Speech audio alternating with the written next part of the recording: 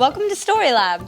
This week, we're talking about respect, while we take a look at the story of someone who needed help in a big way.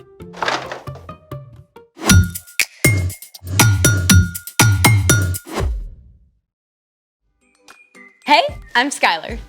And I'm Sebastian, We're talking about respect. which is showing others that they are important by what you say and do. In today's story, we're going to hear about someone with complete power to do impossible things. So, I thought we should try something impossible. But if it's impossible, then we can't do it. This is just for fun. And if we can do it, then it's not impossible. Okay, seemingly impossible. Great, let's try it. Actually, I made a whole list of impossible things.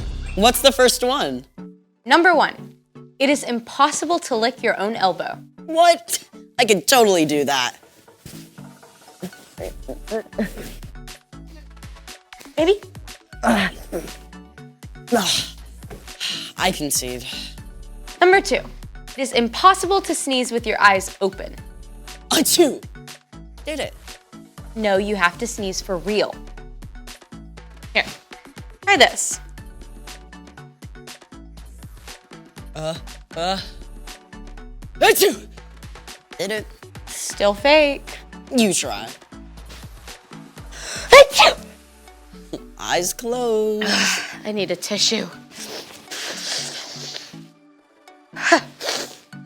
Number 3, it is impossible to fold a paper in half more than 8 times. What if it's a really big paper? Okay, all right. Let's go from that side to that side. Go, go, go. Okay, I'll stay on this side and then we'll come together. Get over there. Yeah, that side, that side. Okay. Okay. Ready? 1. Okay. Okay, this is 1. Remember, keep 1. track.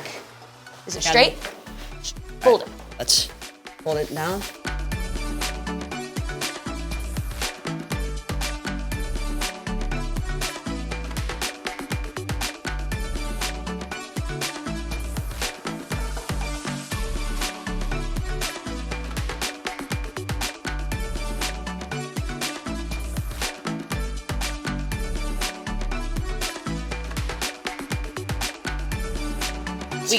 We got 5. Okay. I think we can get 8. I think so. Yeah. Okay. Maybe. 6. Okay. Karate chop it. Oh. Hey, 7. Okay, okay, you got it. Okay. Okay. 7. I really thought we were gonna get 8. Yeah. Number 4. Wait! I got one. Number 4. It's impossible to eat just one potato chip.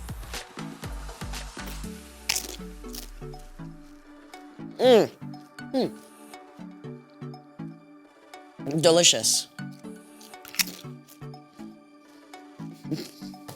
See? Just because you have 0 self-control doesn't mean it's impossible. I can totally eat just one chip. Here. These aren't even really that great. I mean, they're not even potato. They're like mushed corn, rice, and chemicals all toasted up and sampled out. Just tricking our brains into thinking they're salty, crispy, potato.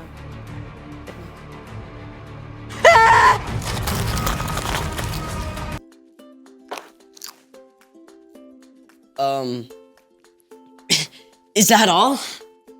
I got one more. What is it? You know how people say you're walking on eggshells around somebody? Yeah? Walking on eggshells is a phrase that means to be very careful not to upset someone. You think it's possible to walk on eggshells without cracking them? Look how thin that is. Definitely impossible. But you get to do it anyway. Wait, what? You get to walk on eggs. Let's try it. I don't know about this. Okay, stand here in front of the egg cartons. Now, what now? Just step up on them. Just walk? Well, carefully. Here goes an omelet. Got it. The curved arch of the eggshell distributes pressure evenly all over the egg rather than concentrating it on one point. That's why engineers even use arches in designing buildings and bridges. How do you feel? Sorta invincible. Just like this egg. That's exceptional. It's time for... The story before the story. Today, we're in Matthew, the first book in the New Testament. But before Matthew, in the very beginning, out of a deep, deep love, God made an amazing world. But when people turned away from God, the world was broken. God made a plan to draw people back into relationship. So at the right time, God sent a tiny baby to be born in the small town of Bethlehem, God's very own son, Jesus. When Jesus grew up, he began to travel from town to town, teaching and healing. And the town of Capernaum was like his home base. Everyone there knew about him. Not just the Jewish people, but the Romans too. Which is where our story starts. We're ready. Hey everyone, I'm Erica. Hey, Erica. Now, one of those Romans who knew about Jesus was a Roman centurion. This man was important. He commanded at least 100 soldiers who did exactly as ordered with no question. Forward! March! And halt! You there! Get me a fig and walnut sandwich at once! Yes, sir. With extra goat cheese! Right away, sir. The centurion was used to being obeyed, but though he was stern, he was also a kind man. He cared about the soldiers under his command and the servants who worked for him. One day, one of the centurion's servants became desperately ill.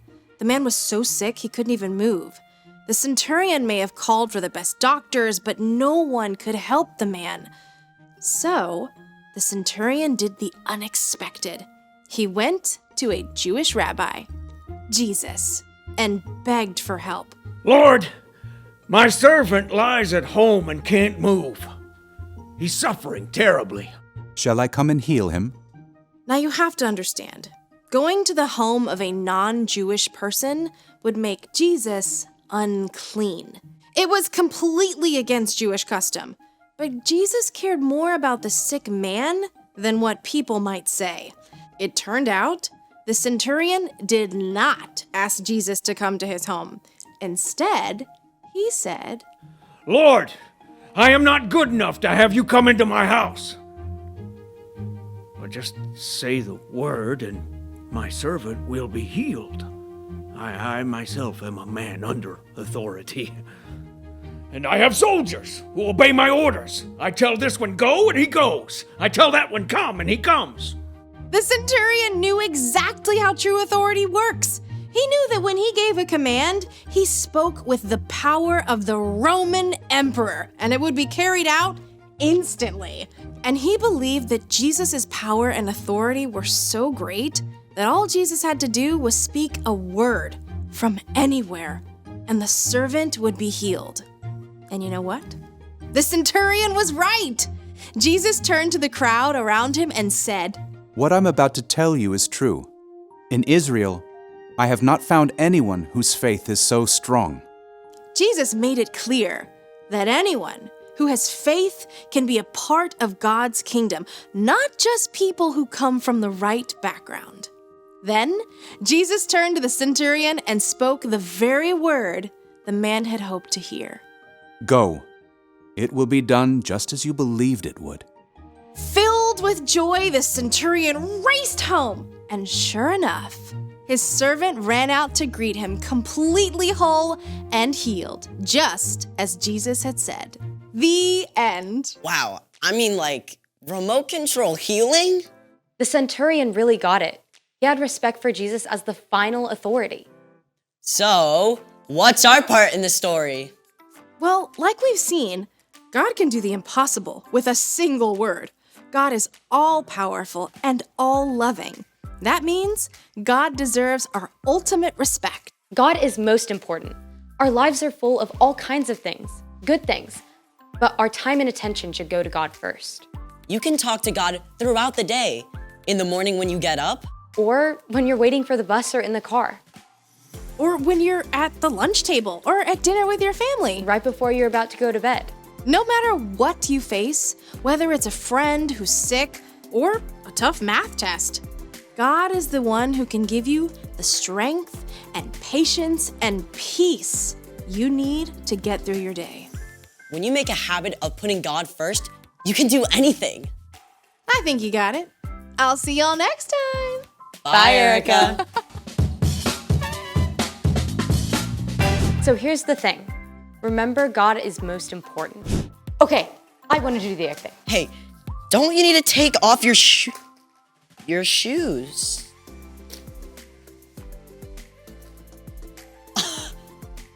Not too bad. I think you did maybe a little better than me. Maybe completely better than you. Thanks for joining us in the Story Lab. We'll see you next time.